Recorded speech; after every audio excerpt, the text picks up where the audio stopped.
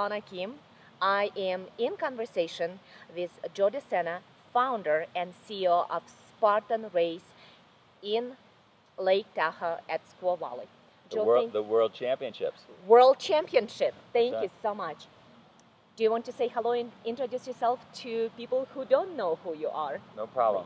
My name is Joe De Sena. I am founder and CEO, as you said, of Spartan Race. This weekend is our World Championship. This has been 17 years in the making. So a lot of people say, wow, what an amazing startup. Yeah, it's a 17-year-old startup. So it's been a long journey, but we're here. It's a great day, and we are having fun. Yeah, and nice weather. Thanks. And nice weather. Yeah, great, and great drive from San Francisco. So, Joe, you became entrepreneur at early age in your teens. Preteens. Preteens. Your father had a challenge with his business. Yes. And you decided to help him. Yeah, I grew up in a neighborhood where early morning, 4 a.m., 5 a.m., you would hear, just like we hear the truck in the background, you would hear the trucks in the background. Early morning, you would hear the people running in and out to get bagels and coffee. And so at a very early age, the smell of diesel, gasoline, and coffee and bagels got me excited. Now, there were people doing bad things too. There were people going to jail and stealing and getting killed.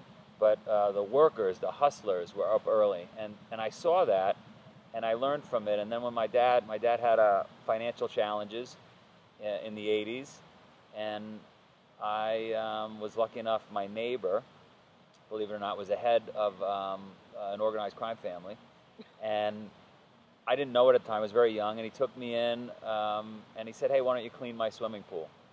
And I started cleaning his pool. And he paid me every week, and he taught me some lessons in life and business. And then he gave me another customer and another customer, and I paid my way through college, and I didn't even get a job after college. I had a big business, and so it turned into a construction company. And you know, I have 4 children now, my wife and I, and we talk all the time. How do we instill what I learned at that moment when things went bad for him? How do we instill that in our children today? When everything is good, when we have it easy. I actually think about that, and sometimes I think that we're over-parenting our children. Yeah. You know, they're like in high school, we're still driving them to all the activities. Make them walk. Exactly. And you know, you talk about, well, you're raising 4 Spartans, 2 boys and 2 girls. What are some principles in your family? Well, the first principle is every day, all day, you have choices to make. Hard or easy? Do you go hard on them or do you go easy on them? Almost always you go hard. You make it harder. Should you make them walk? Should you have them take a bus? Now, we don't do a lot of this, but you try to lean that way. We wake up early in the morning, 5:45 every day, 7 days a week for the last 6 years, and we train. Discipline, what I hear. Every single morning. Green juice, every morning. Green. It's Lala. Oh, she makes great juice with fresh tomato. Yeah. You wake up really early. What is your typical morning? Because your day, I know, following you is crazy. Yeah, yeah. But what is your typical morning when you wake up on your farm? Yeah, so right now I'm living in Vancouver. Funny enough, we were on the farm for 14 years. And we've been traveling around the world, living in different countries. So we're living in Vancouver right now, Canada, and the mornings haven't changed. Every morning, early, doesn't matter where I am. Even this morning here in Tahoe, it's got to be exercise. You got to sweat. It's like starting the car, right? You got to sweat. You got to breathe heavy. And I do my best thinking. We all do our best thinking early in the morning when it's quiet. So I like to suffer. I like to take a cold shower, and then I'm ready to go. I don't eat before I work out. Hopefully I'm with the children and the family. If I'm with them, then they come first. We work out with them first, then I work out on my own. But I always have to suffer in the morning. Nice suffer. Yeah. I like cold showers. Gotta take the cold shower. It's really healthy. Actually, I learned that from Indian gurus. Yeah. They take cold shower. Well, we all took cold showers because there was no hot water. Unless you lived in Hawaii or somewhere where there was hot water. Maybe Iceland with the thermal baths, maybe. I know you're very active. You also work on Wall Street. let's finish that conversation about your pool business.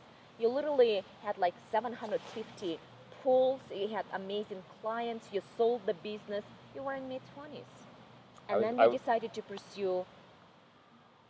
I was very young, and you know, if you're listening out there and you have the opportunity, or you have children, it's really valuable to start a business at a young age, because it's during the formative years that you're building the business, but you're also learning about life, and you're learning about accounting, and hopefully, and all those different things. So I was able to apply what you learn in the textbook to my actual business, right? And so that was really valuable, and you're excited, and you've got energy when you're young. So, and you could make mistakes, and you could fail. It's okay, because you get back up and you go get a job, worst case. It's harder when it's later in life.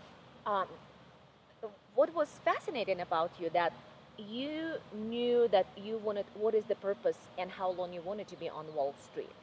Not like, I don't know, I'm going to get a job, I don't know what's next.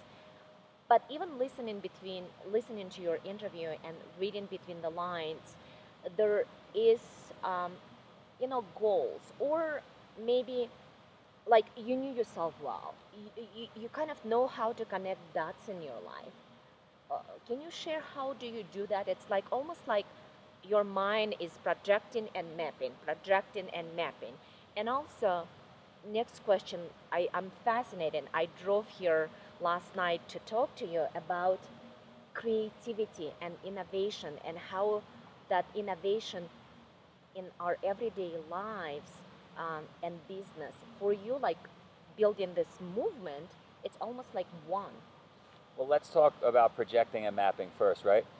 This is a big one for me. I think about this a lot. And many people complain to me about me to this, which is they think I'm not in the moment, because I'm always thinking about 2 hours from now, 2 days from now, 2 weeks from now, 2 years from now. And I'm saying to myself, it's 5:30 a.m., I'm going to work out, because if I work out, I take the cold shower, I do this, at 8 a.m., I'm going to feel better. At 8 a.m., I'm answering my emails, and I'm juggling 3 or 4 things, because I know then at 10 a.m., I'm going to be ahead of the game. And so some people say, well, that's ridiculous, you can't enjoy the moment. And I'm actually enjoying the moment. I'm just staying ahead of it, so, because otherwise what happens is it's a downward spiral in life, right? You miss the workout, you don't feel great, maybe you're not as productive as you should have been at work, maybe your boss gets pissed off at you. I'm creating a scenario here. That gets you to go out with your friends drinking. You come home late, your wife's mad, you fight in the morning with your wife because she's mad from last night, and because you, right? And so, like, I'd rather just be ahead of it and try to avoid those mistakes. So I'm always trying to stay ahead, even when it's uncomfortable. Do I really want to work out at 5:45 in the? No, I don't want to. But I know that if I do that, it's going to set my day up for positive effects, right? So then you asked about, being creative and thinking outside the box. My father taught me at a young age, and he said, don't assume that the way you're thinking, everybody else is thinking, and don't accept normal. What is normal? Normal was created by a social group, right? Smoking was normal. Not breastfeeding was normal. But we did crazy things in this, right? And commercialism and materialism has become normal. And so I just do what I think is normal for me. I want to exercise. I want to eat healthy. I have children with my wife that train every morning at 5:45. That's not normal. I want my kids to watch television in Mandarin, not in English. That's normal for me. Why would I want? They already know English. Why wouldn't they watch it in another language? Let them learn a different language, right? No, that's great. I learned German when I was 11, and I studied German for many, many years, for 8 years. And I think studying foreign languages really helps to think differently. Exactly. Yeah. That is great. Let's talk about this whole movement. You thought, well, this is, you didn't even thought that you're going to be in 30 countries, over over 1 million people participating. Largest endurance participation, however you'd say it. It's the largest in the world, right? Like Lala says, Elaine Lalane, the toughest race. It's crazy, and I had no idea that it was going to be this big. I thought maybe 50,000 people. Then I said maybe 1 million. Well, now it'll be 100 million. 100 million people off the couch and healthy. When I think, how did we get here? I guess it's a great team. I don't do very much. It's the team. Team does it all. They're amazing. They put on events, sometimes 8 different events in 8 different countries on one weekend. Right? It's unbelievable. And I guess the one thread that runs through all of this as to how we got here is that we don't accept no. We don't accept that it can't be done. Why can't it be done? They put a man on the moon. We could do it. You're lucky you found your purpose in life, really early in your life. Yeah. Got to find purpose. You know, we all have to work hard to get through life, right? You've got to work 8, 10, 12 hours a day. Sometimes for me, 7 days a week, probably few 7 days a week. If you don't have purpose, it's very hard to stay excited and motivated and push through. Look, everything that can go wrong does go wrong in life. You can't make payroll, your best employees quit, your spouse leaves you, you get I mean, everything that can go wrong does go wrong. So if you have purpose, it's more easy to deal with the stuff when it goes wrong. If you don't have purpose, it's really a very hard battle. So I was very, very fortunate that I get to do this. By the way, I get to do this. I don't have to do it. I get to do this. You get to do this. Thank you so much for doing this. Yesterday I heard about obesity in the world, obesity among children. And that number worldwide is going to be bigger than hunger. It's terrible, and it's solvable. It's an epidemic that is easily solved. We lived in Singapore 2 years ago. We lived in Tokyo last year. We live in Vancouver. Every trip that I take from those countries or anywhere around the world, when I land in the United States, doesn't matter what city in the United States I land in, as soon as I land, you can see you're in the United States. It doesn't have to say anything at customs. You just have to look at the people. And I'm sorry, people, but we are probably not noticing in the United States because we're all getting bigger. So we got to fix it, and we got to fix it fast. And it's processed foods. It's lack of exercise. Very simple. Take the stairs, don't take the elevator. Take the stairs, don't take the escalator. Park your car a mile from the grocery store. Right? Just get some exercise. Let's talk why Spartan Race is different from other races. There are no other races. There are no other races. Positive Wonderful. thinking. There are no other races. Positive thinking. So someone is watching this interview, sitting on the couch, has a bowl of potato chips. A bowl of potato chips. Diet Coke. Diet Coke.